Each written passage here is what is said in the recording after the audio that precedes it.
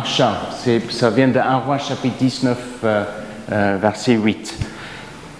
La thèse de mon message, l'idée principale que je voudrais développer avec vous ce matin, c'est que dans un moment dans la vie d'Élie, cet prophète qui a un ministère incroyable, il y a peu de prophètes qui vivent ce que Élie a vécu. Il a vu la main de Dieu et la manifestation de la puissance de Dieu comme peu de prophètes a vu. À travers lui, Dieu a fait des choses extraordinaires, mais l'apôtre Jacques nous rappelle en Jacques chapitre 5, verset 17, que Élie était un homme comme nous. Et c'est-à-dire un homme ordinaire, mais à travers qui Dieu a fait les choses extraordinaires.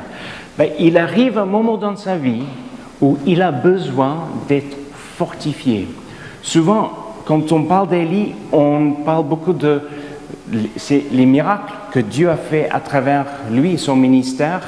On parle des choses qui s'est passées autour de lui, le contexte de sa vie. Et ce matin, on va survoler le contexte dans lequel il a vécu, un petit peu rapidement. On va survoler les miracles qui s'est passé dans sa vie, mais je voudrais vraiment attirer votre attention à ce moment dans sa vie où, dans ses émotions, il y a une chute, il tombe dans une forme de dépression, et il a besoin d'être fortifié. Et avec la proposition que si Élie, un prophète hors norme, en tout cas Dieu a manifesté sa puissance dans sa vie, l'utiliser de façon extraordinaire, si Élie avait besoin d'être fortifié dans son être intérieur et physiquement aussi, que de temps en temps, nous avons également des moments comme ça, et il y a des leçons que nous pouvons apprendre de sa vie. Est-ce que ça marche? Ah, super. Le contexte, rapidement. Israël, une fois Israël rentre dans la terre promise, on se rappelle que Josué est le leader d'Israël. Une fois il meurt, il y a un vide de leader, un leadership en Israël. Ce qui fait qu'Israël rentre dans la période des juges. Cette période va durer à peu près 3 siècles, 325 ans. Et pendant ce temps, Israël, qui est à l'intérieur de cette ligne rouge, reste quand même une nation unie avec les 12 tribus d'Israël. Après, on rentre dans la période des rois. Premier roi, Saül, suivi par David, son fils Salomon. Après, le fils de Salomon, Rehoboam.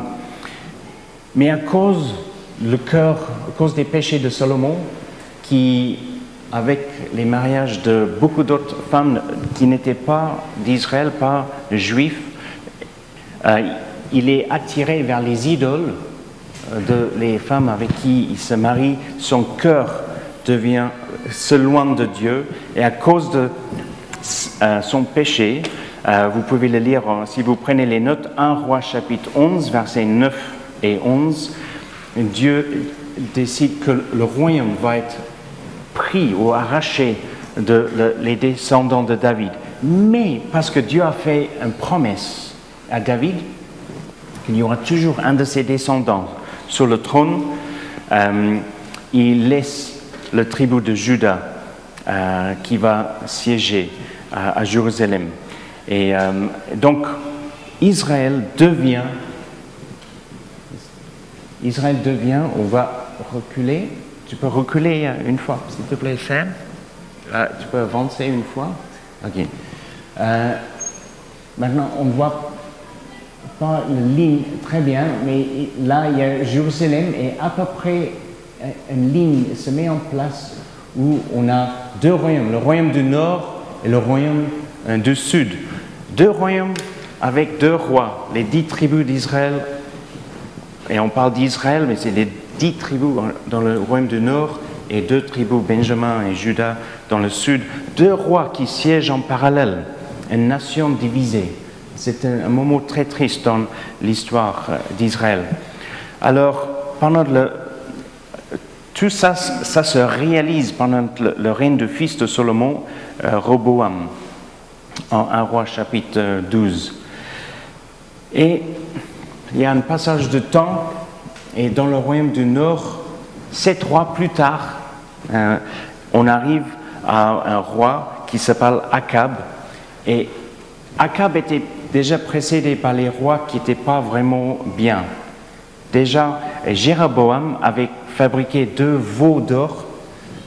Il a dû oublier l'histoire du veau d'or qui était construit quand Israël est sorti d'Égypte. Là, il fabrique 2 veaux d'or qu'il met en Israël parce qu'il ne veut plus que les Israélites dans les 10 tribus descendent à Jérusalem pour offrir les sacrifices à Dieu, de peur que les gens vont de nouveau être fidèles à un descendant de David à Jérusalem et peut-être se révolter contre lui. Et donc, en Israël, dans le royaume du Nord, il y a une forme d'idolâtrerie qui s'installe et les gens s'éloignent de Dieu. Alors, il y a une succession de mauvais rois, mais Akab, lui, il est vraiment un très mauvais roi.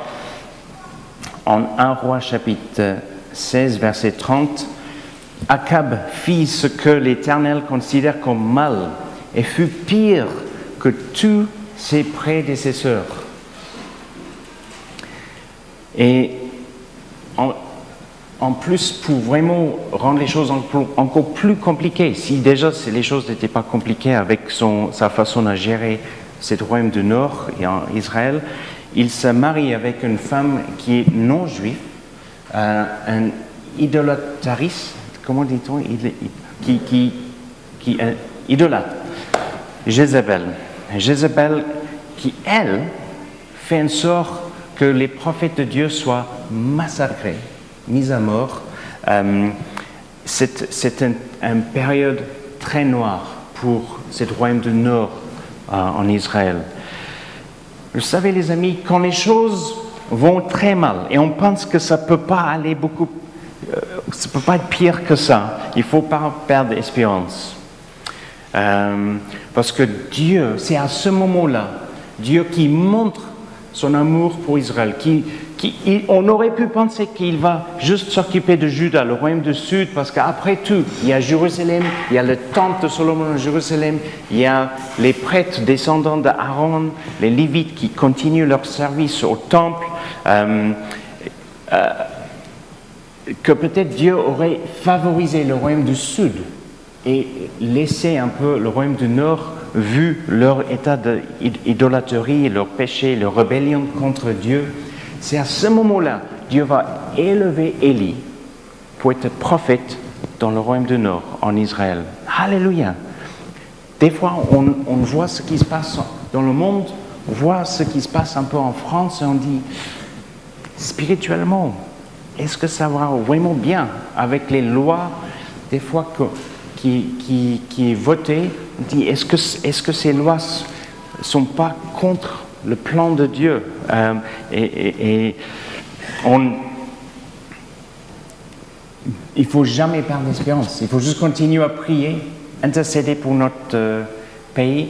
Et Dieu élève les hommes et les femmes comme il a élevé Élie. Alors, Élie commence son ministère dans ce contexte-là. Et regardons un peu, on va survoler les événements de sa vie, des événements forts dans son ministère. Sam, est-ce que tu peux mettre le prochain diapo? Première chose, il va voir Akab avec courage. Il va voir Akab, à cause des péchés, il y aura une sécheresse de 3 ans et demi.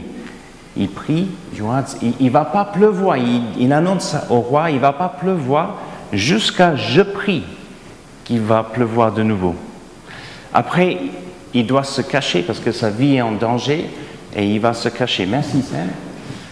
Dans le diapo suivant, après une fois où il va se Sarepta, il va être hébergé par une veuve qui a juste assez de farine et d'huile pour faire un dernier repas. Il dit, fais un repas pour moi. Il dit, ok, mais c'est tout ce que j'ai juste assez pour un dernier repas. Il dit, ne t'inquiète pas, ton farine ne va pas s'épuiser, l'huile ne va pas s'épuiser jusqu'à le pluie revient. Et donc, il est hébergé chez cette veuve Et il y a cet miracle, la multiplication de sa farine et huile. Ainsi, Sam. Après, le fils de cette veuve meurt.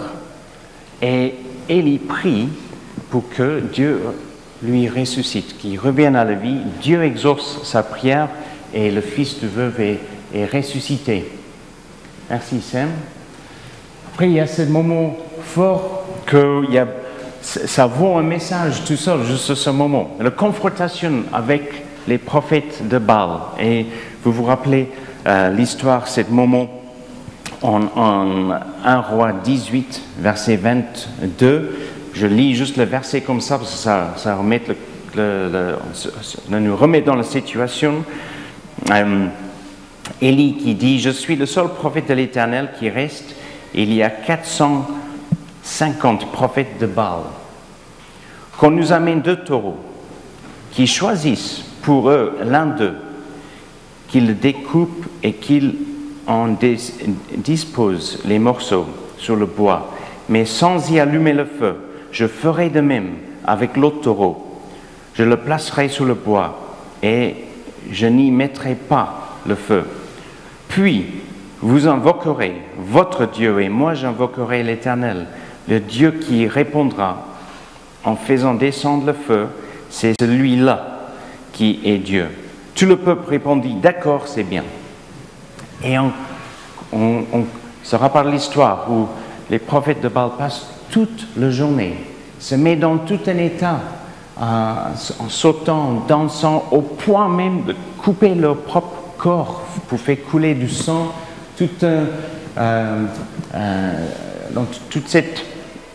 en faisant un appel à leur idole, qui bien sûr ne peut pas entendre, qui ne peut pas répondre parce que c'est juste un idole. Tu peux mettre le diapo suivant, s'il te plaît. Merci Sam. Mais Élie va rebâtir un autel qui était détruit, un autel de Dieu, avec 12 pierres, pour se rappeler à Israël qu'ils ne sont pas censés être une nation à part. Ils font partie du peuple de Dieu.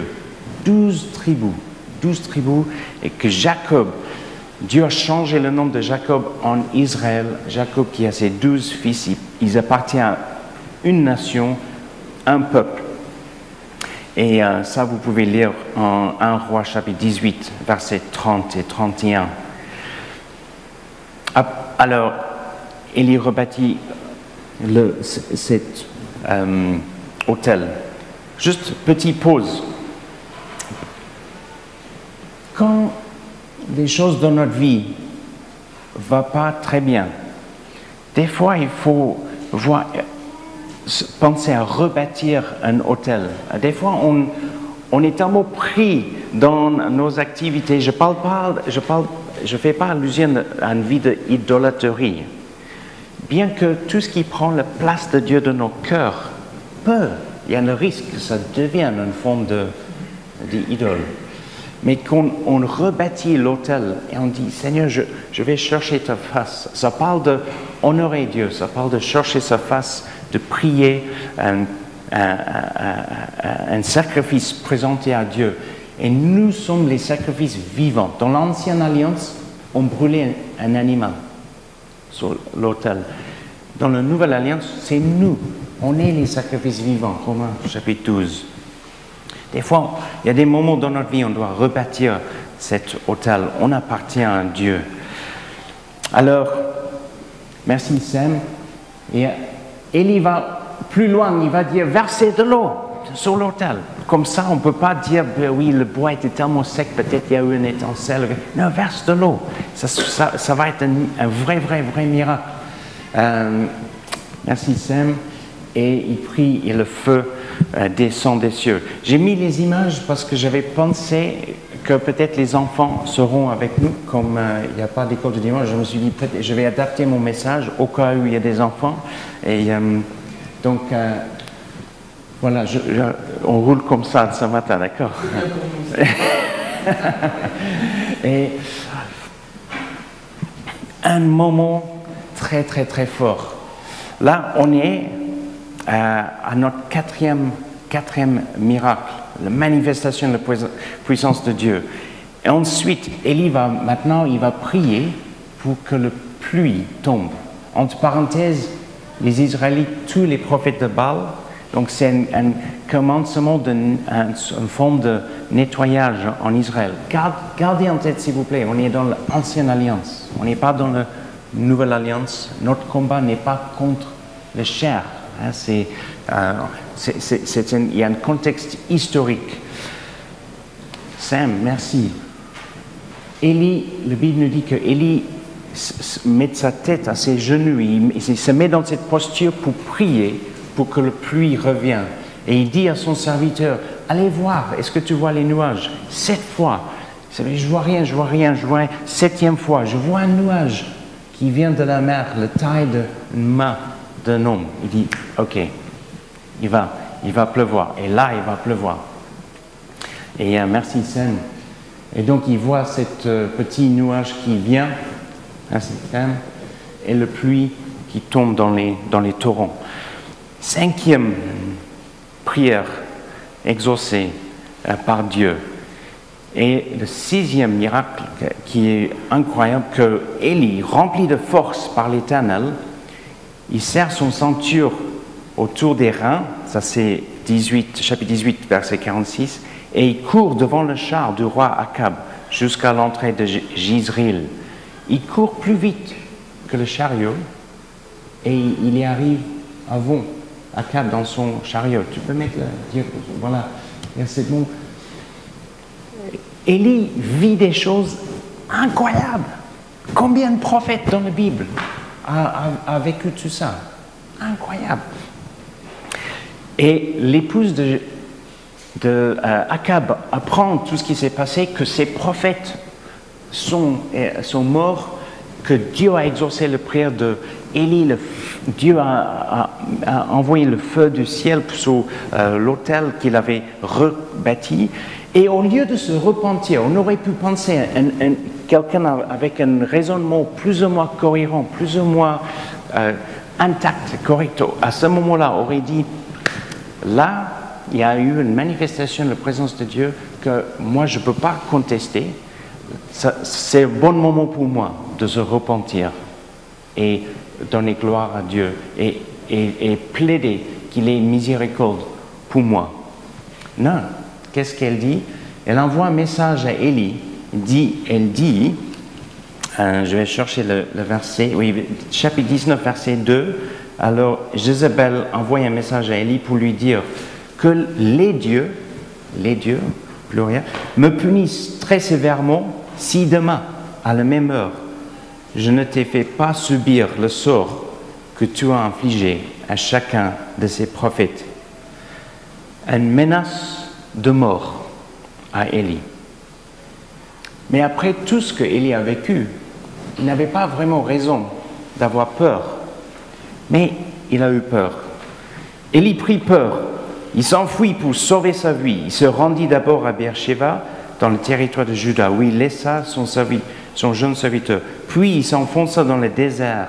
Après avoir marché toute une journée, il s'est assis à l'ombre d'un genêt, isolé, et demanda la mort. C'en est trop, dit-il. Est-ce que vous avez déjà dit ça dans votre vie?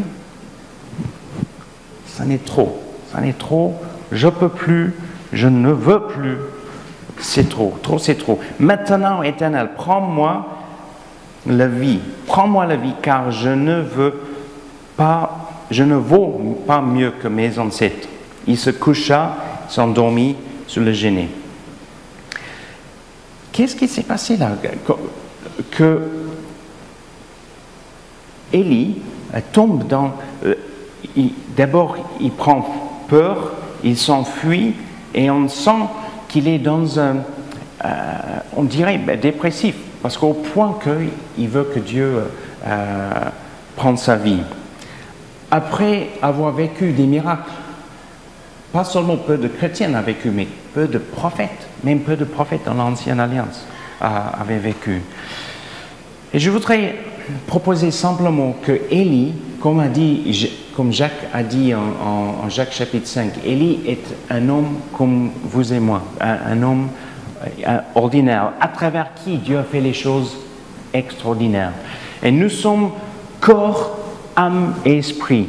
Notre corps avec un fonctionnement physique, avec nos capteurs sensoriels, avec les 5 sens, mais on a aussi un âme avec nos émotions, nos désirs, notre volonté, et on est esprit.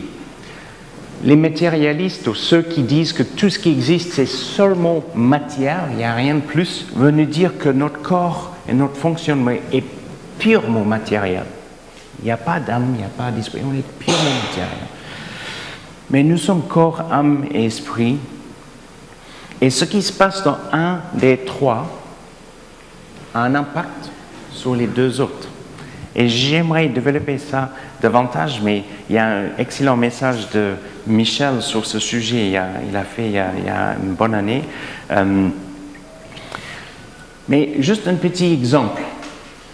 Quand vous avez faim, est-ce que ça vous arrive d'être un peu ronchon quand vous avez faim?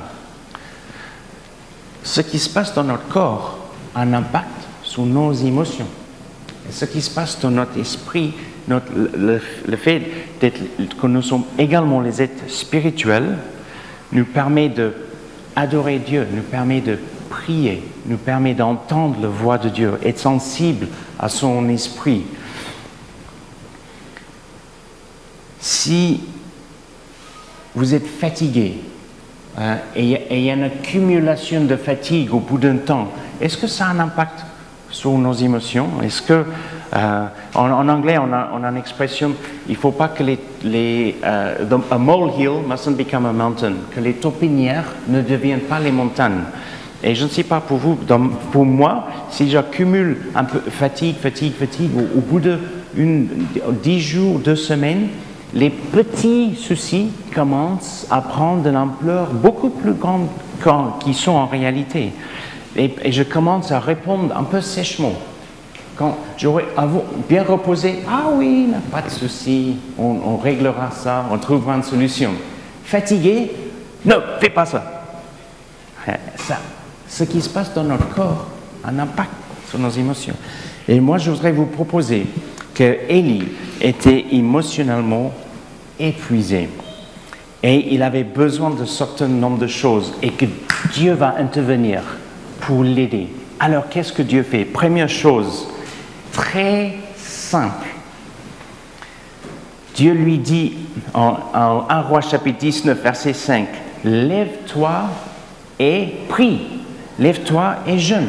Lève-toi et fais l'adoration. » Non, il dit « Lève-toi et mange. » Élie a besoin de manger. Il regarde aperçu près de sa tête un de ces galettes que l'on cuit sur des pierres chauffées et une cruche pleine d'eau. Il mangea et il but, puis se recoucha. Élie avait besoin du sommeil.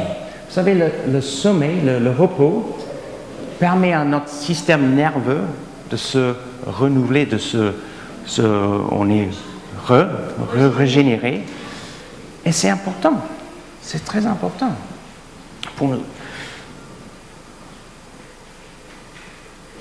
L'ange de l'Éternel revient une seconde fois, le toucha et dit, « Lève-toi, mange, car autrement le chemin sera trop long pour toi.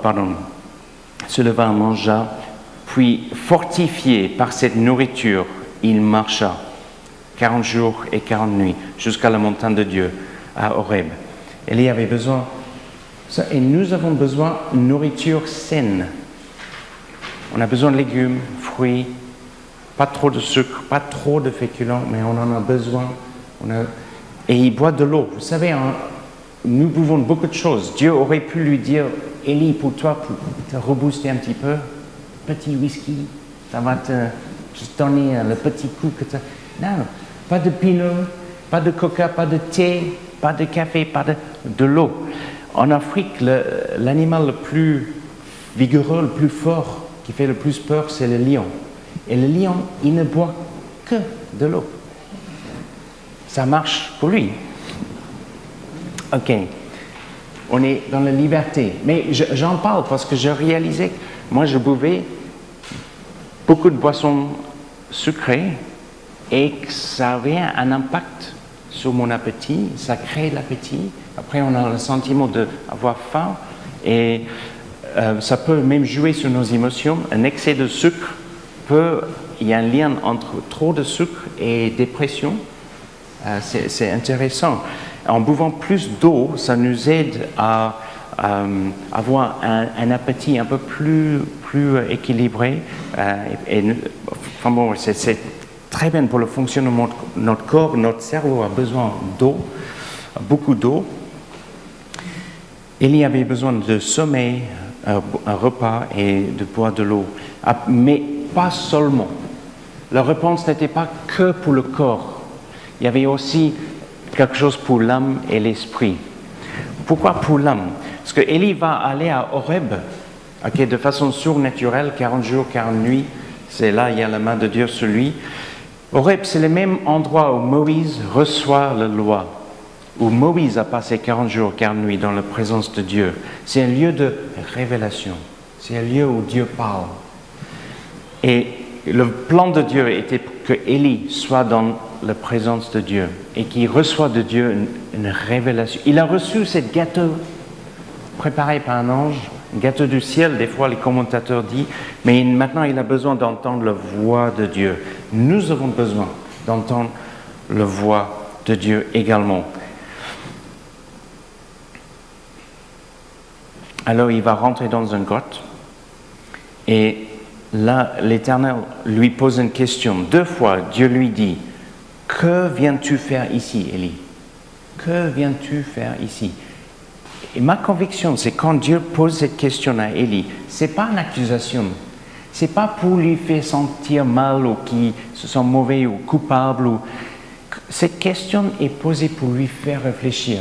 Quand Dieu lui pose cette question, c'est pour qu'il exprime ce qu'il y a dans son cœur. Maintenant, c'est un dialogue pour l'âme.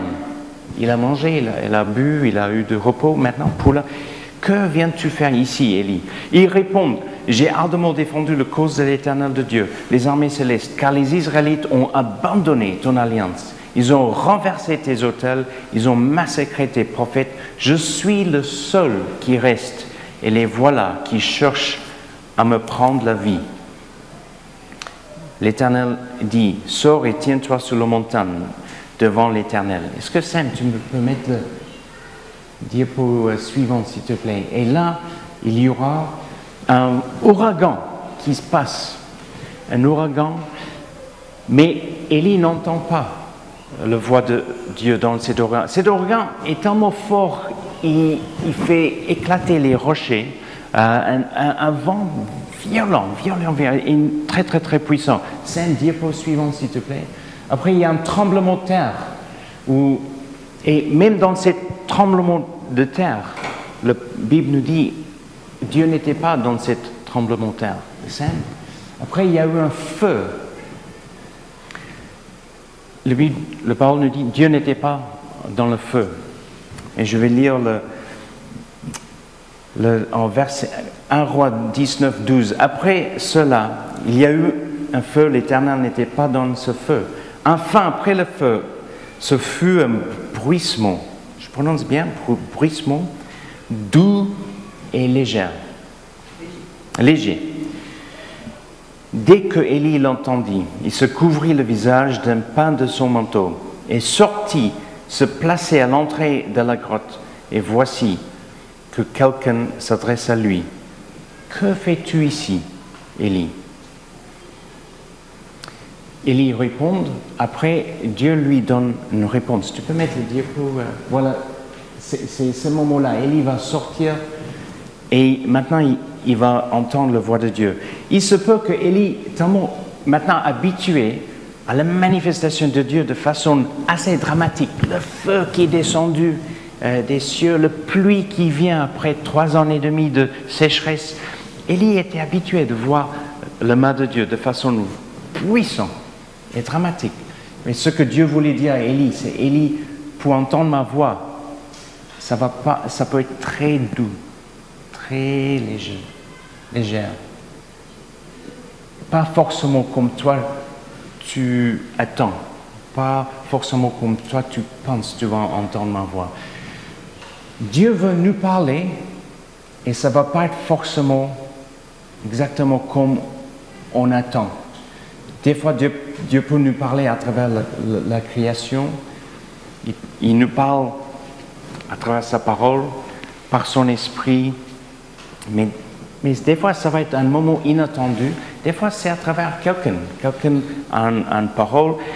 Des fois, à travers les prières, en écoutant les prières des autres ou ce que quelqu'un partage. Des fois, il y a juste une phrase ou quelque chose qui nous interpelle, dit je pense que ça c'est pour moi, je pense que le Seigneur est en train de me parler.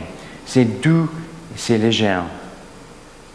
Et ensuite, Dieu lui donne les instructions. Allez oindre un tel, allez oindre un tel, allez, il devait oindre 3 personnes, Élisée inclus, pour lui remplacer. Et ensuite, Dieu dit, et j'arrive à la conclusion, j'épargnerai en Israël 7000 hommes qui ne sont jamais agenouillés devant Baal et qui ne l'ont jamais baisé de leurs lèvres. Élie était convaincu qu'il était seul. Plusieurs fois, il dit à Dieu, je suis seul, je suis le seul, je suis seul. Il n'était pas seul, mais il avait un sentiment de solitude dans ce qu'il faisait. Et en faisant l'onction de 3 différentes personnes, un nouveau roi d'Israël, un roi en Syrie, et Élisée qui allait lui succéder, Dieu disait, il faut lire le texte, on n'a pas le temps d'étudier ce passage à la fin de 1 roi 19, il y aura d'autres personnes qui vont aussi me servir pour accomplir ma volonté. Et dès lors que tu te sens seul, vous savez, le sentiment de solitude, c'est pas un sentiment agréable. Des fois, on peut sentir, je suis le seul au travail qui t'aime, Seigneur. Plusieurs fois, j'avais prié, j'ai dit, Seigneur, j'ai le sentiment d'être le seul chrétien à bord de ce bateau. On est en mer, je pense que je ne connais pas un autre chrétien sur ce bateau. Je suis le seul chrétien dans ma classe. Je suis le seul chrétien au bureau. Je suis le seul. On peut sentir seul parce qu'il n'y a peut-être pas quelqu'un dans notre compagnie qui est avec nous pour nous encourager ou avec qui on peut cheminer ensemble, mais on n'est pas seul. Il y a d'autres personnes, des personnes qui ne se sont pas agenouillées à Baal, et Dieu les voit. Autour de nous, il y a plein d'argent. On ne les connaît pas, mais qui adorent Dieu, qui veulent le servir et qui prient pour le pays Rochefortet, qui prient pour la France. Alors, pour conclure, des fois, la chose la plus spirituelle que nous pouvons faire quand on sent dans nos émotions une fatigue émotionnelle, on se sent un peu abaissé, on sent qu'on n'a pas le moral, on n'a pas la pêche. Des fois, la chose la plus spirituelle à faire, c'est regarder notre façon à s'alimenter, notre nourriture. Qu'est-ce que nous sommes en train de boire? Oh, ça, c'est alimentation et de repos.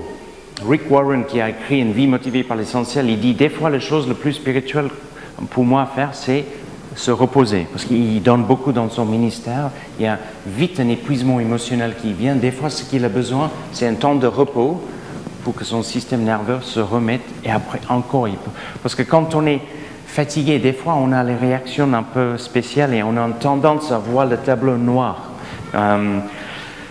Des fois, ce qu'il faut faire, c'est bien manger, prendre un temps de repos, mais pas que ça.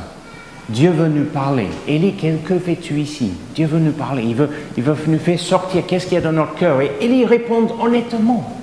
On répond honnêtement à Dieu. On dit honnêtement comment on se sent. Qu'est-ce qui se passe dans notre vie? Nos inquiétudes, nos peurs. Honnêtement, on parle à Dieu. Et après, on soit ouvert à sa réponse.